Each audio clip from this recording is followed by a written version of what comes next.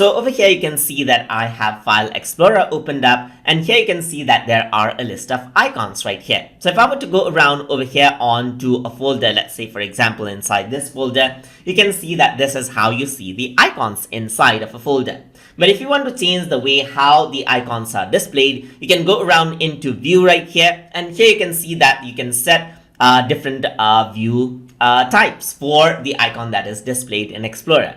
So right now you can see that it is in detail mode. So you can see the icons right here. You can see the type, size, and date modified details for the icons that is there.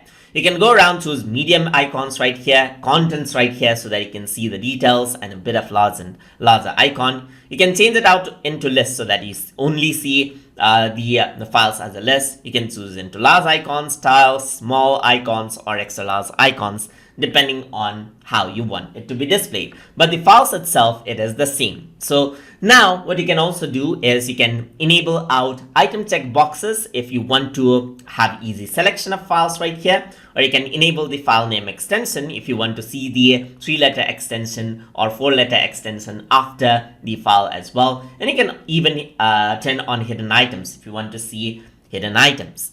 So over here, what you can also do is if you want to see the detail of the file even before you open it, then you can go around and enable the preview pane as well. So once you do that, if you were to select out some files, then what happens is that the preview of that will be displayed over here on the right side, as you can see right here, which you can click and drag. You can move around right here just like this. You can go around, click on any of the files right here, and as long as it is supported, the preview of the file will be shown over here.